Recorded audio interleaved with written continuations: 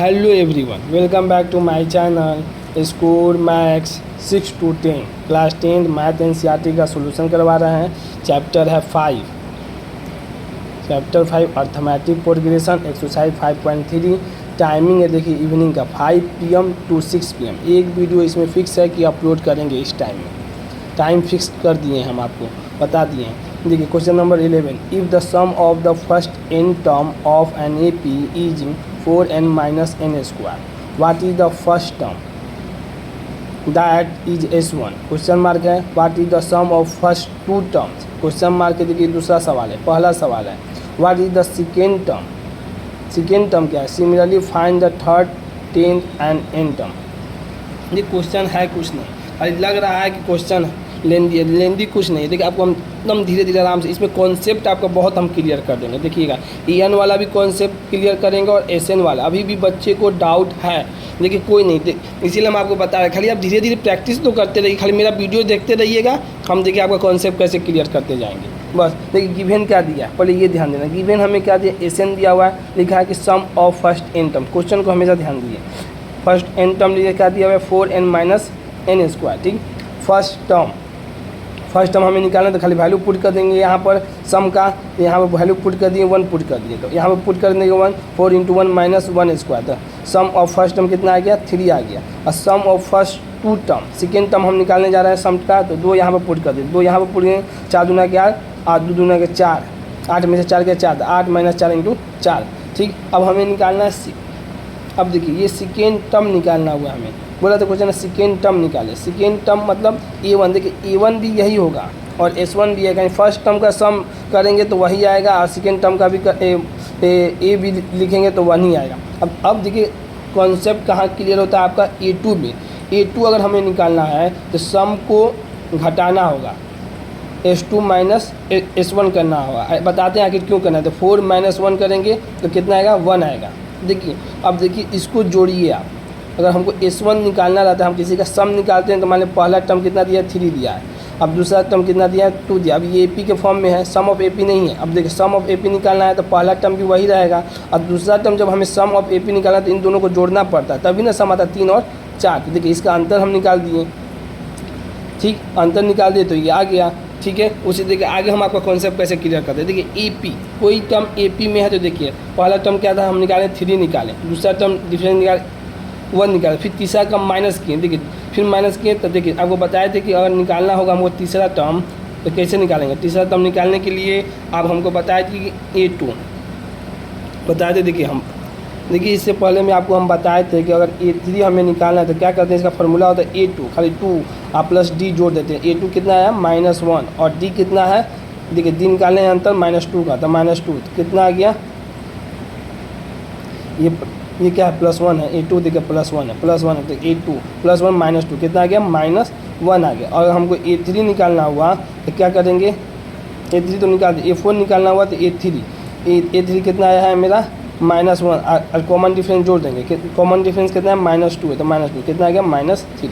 बस यही समझना है। 3 आ गया, 1 आ गया, -1 आ गया और -3 आ गया।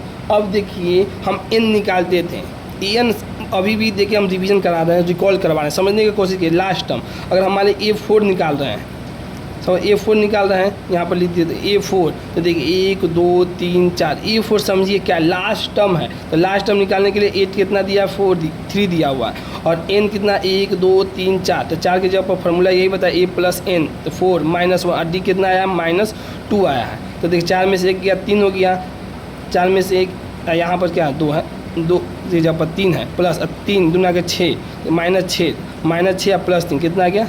-3 आ गया। EN क्या हो गया? -3। ये एकदम दिमाग में बैठा ली, ये क्या? लास्ट टर्म है। अब देखिए सम ऑफ AP है, बस एक ये है, एक सम ऑफ AP है, इसी में 2 फार्मूला है। तो सम ऑफ AP क्या है? देखिए इसको जोड़ दीजिए, 3 में से 1 जोड़िए, कितना है? देखिए 3 में से 1 जोड़ दें तो कितना है? 4 आ गया। तो दूसरा टर्म 4 आ गया। तीसरा टर्म अगर जोड़ना है तो 3 1 4 और फिर इसमें माइनस करना है, तो 4 में से 1 माइनस करना तो कितना आ जाएगा? 3 आ जाएगा। देखिए 4 में से 1, 3 1 4 और 4 में से 1 माइनस कर दे कितना आ गया? 3 आ गया। और चौथा टर्म निकालना है तो सम ऑफ मतलब जोड़ना है, सम मतलब जोड़ना है, तो इसको जोड़िए, इसको 3 1 4 और -3 -4 इसको कर देंगे, -3 माइनस कर कितना हो जाएगा? प्लस और माइनस कितना? 0। अब देखिए फार्मूला सेट करते हैं। देखिए एन का वैल्यू 1 2 3 4, एसएन हम चौथा निकालने का कोशिश करें, आप तीसरा निकालेगा, दूसरा निकालेगा, अब पहला। कुछ आपको हम होमवर्क देने के लिए आप काम करना चाह रहे हैं। अब देखिए इसमें हम निकाल रहे हैं चौथा, आप अपने से तीसरा निकालिए, दूसरा निकालिए, अब पहला निकाल के हमें कमेंट सेक्शन में लिख कर भेजिए इसका सोल्यूशन। हम चेक करेंगे कि आप सही से निकाल रहे हैं या नहीं निकाल रहे हैं। ठीक, अब देखिए एसएन हो गया n/2 2a + n - 1 × d।